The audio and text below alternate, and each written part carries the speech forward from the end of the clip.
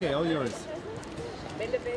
You have a really, really special and incredible story. Your whole life is basically a fairy tale, which at one point looked like it's going to be a nightmare.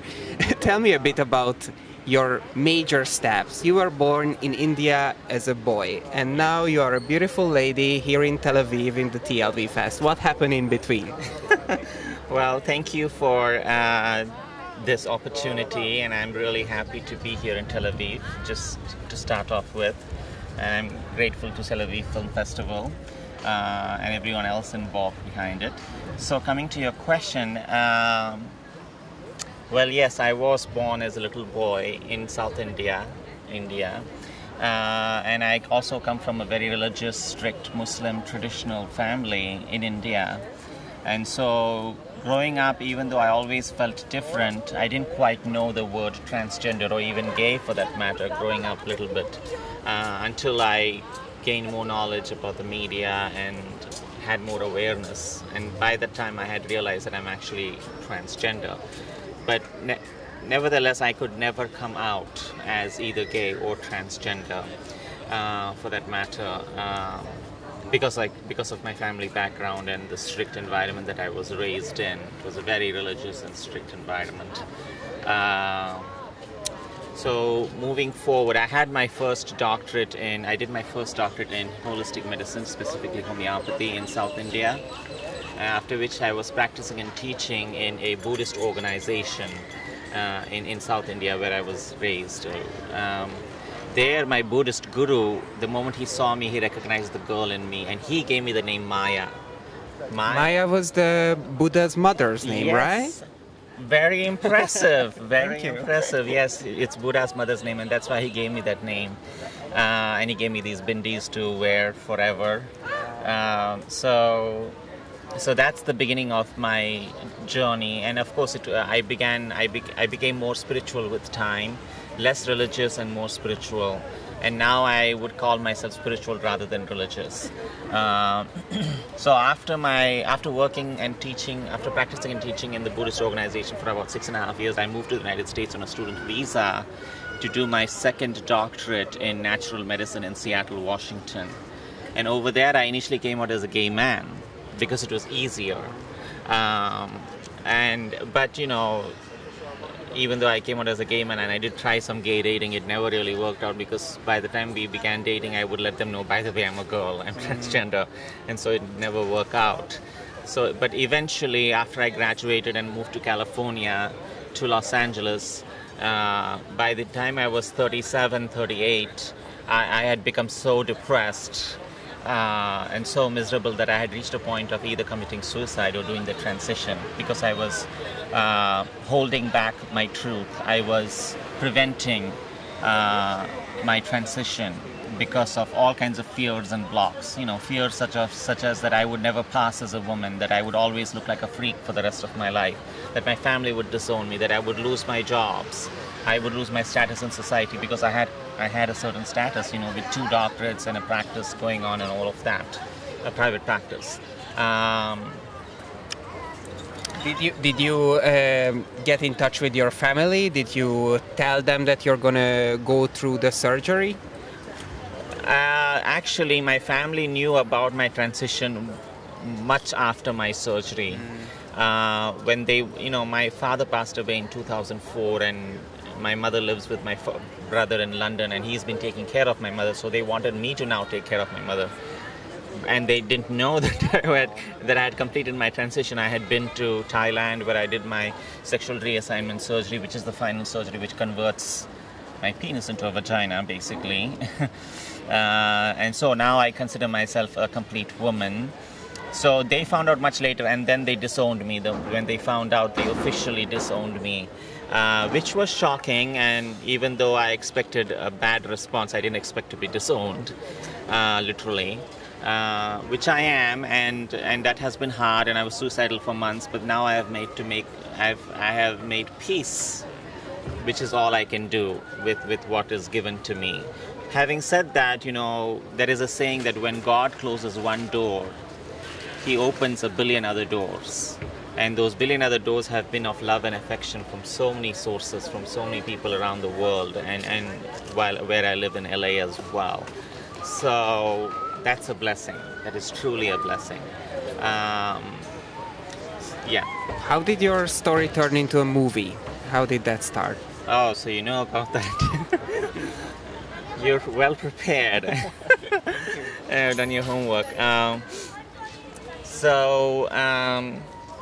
did when I was leaving after I began my transition, in 2008, 2007-ish, I started doing therapy, psychological therapy, and then I began hormonal therapy. I had my first estrogen shot on May 27th, 2009, and then I finally had my surgery on February 10th, 2011 in Bangkok, Thailand. So just before my surgery, I ran into someone called Jafer, who is the filmmaker and who was doing his PhD at UCLA. He was looking to do a thesis, a paper for his PhD program, and we hit it off. And before we knew it, he joined me to Thailand, to Bangkok, for my surgery. And he stayed there for 5 days. I stayed for a month for my recovery. He stayed there for 5 days. He shot the before, during, and after of the surgery. All of that, so before we knew it, it first became a short film called Rites of Passage, and then the short film won a bunch of awards, and it went around to 40, 50 film festivals around the world. It became successful, so then it became a feature called Muhammad to Maya. Muhammad is my birth name, and Maya is my current name, so Muhammad T.O. Maya, Muhammad to Maya.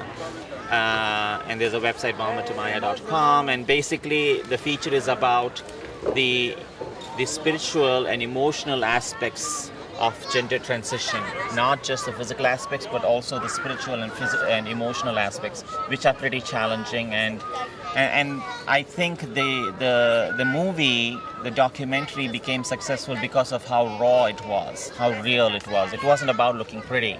It was about giving it as it is, saying it like it was. So there were moments, there were the worst moments of my life there, and there were some of the funniest moments of my life going on, because I'm naturally a quirky person, meaning funny, while not meaning to be funny. People just laugh at the way I walk and talk, and sometimes when I'm stressed out, and so I think it was because it was so raw and real, and while being so stressed out and intense, it was also highly hilarious. So I think that's how it became a movie, and I'm grateful for that. I really am. Yeah. Did anyone from your family, not close family, but even maybe friends from India, support you? Did you go back and show yourself to somebody who you used to know as Muhammad and said to you, "You're amazing, I love you for doing this"? Unfortunately, no. I did go back to India in 2012 after my surgery, and we went to India to screen my film in the biggest Indian LGBT film festival called Kashish in Bombay. And after that, we went back to South India, to Madurai, Tamilnadu, which is where I was born and raised. And even though I went by nearby my family lived, I did not meet anyone, and I didn't come out to anyone, because one was fear, and two was my mother, who to this day does not know that I've transitioned. She does not know that. She has dementia, among other serious health issues, so my brother and sister have forbidden me from letting her know, because she might get more seriously ill and die because of the information, is what they believe.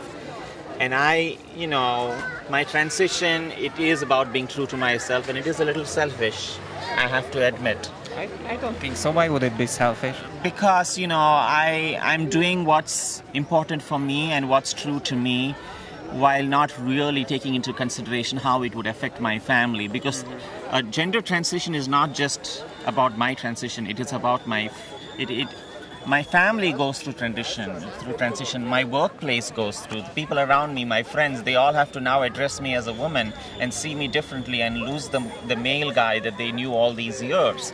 So,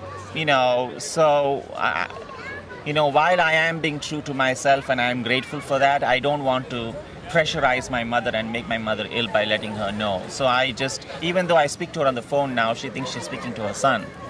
on the phone, even to this day, and I haven't seen them in 8 years, over 8 years. And she's not online, she doesn't read about you or hear about you?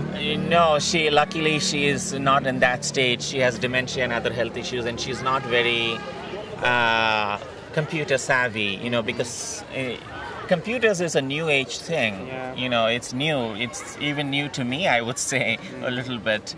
But though I am online and on the media and Facebook quite a bit. But you know what I'm trying to say, the older generation, they are not so into it. Yeah. You mentioned that you are not religious but spiritual, and you also said that you were born in a Muslim family. Yes. So it must be very interesting to come to Israel, because it's a country full of different opinions, yes, meeting, fighting, and often not finding the common ground. Yes. So also I was wondering, do you ever address people who consider that the religion itself, like being Muslim, means that you're bad or that you're violent? Yeah. Do you try to correct these thoughts? Well, I'm not here to promote Islam. Yeah. That's not my job. I'm here to live my truth and spread love and peace as much as I can, and that is my message. Peace and love for everyone. And what is my opinion? I don't have an opinion, because I don't have complete knowledge about the history, about what is involved behind all of these fights and arguments and disagreements. I don't have complete knowledge, so how could I have an opinion? My only prayer and wish is for peace around the world, everywhere, for everyone. That's all. And as far as Islam, I know Islam is a religion of peace if it is practiced in the right manner. But if it is misused and abused to win a chair or to win a position or to win in politics or to win a war, then it is not Islam in my opinion. Because Islam is a religion of peace when practiced genuinely. So, and I'm all about peace and love, acceptance and equality, which is why I've come out as transgender. One of the reasons, which has not been easy, but it is important to fight for the truth and to be true to myself. The least I can do is, I consider my transition, as hard as it was, as challenging as it was, I consider myself very grateful and lucky and blessed to be able to live my truth today, despite all the ups and downs.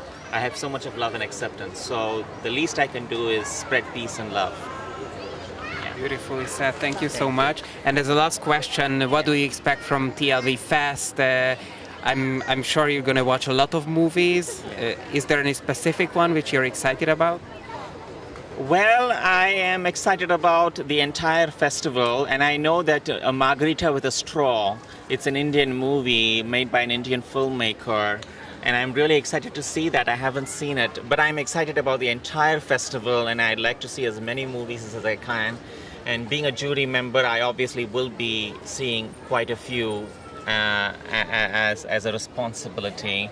And I'm actually, again, very, very grateful to TLVFest, to Yair, to Isaac, to everyone involved behind and who has made this happen, to all of you for this wonderful opportunity, and to Tel Aviv, to Israel for welcoming me, for accepting me, for this wonderful opportunity of love and opportunity and acceptance and peace and joy. This is a time of joy and peace and love. So let's celebrate that. Okay? Thank you. It's amazing. Thank you so much.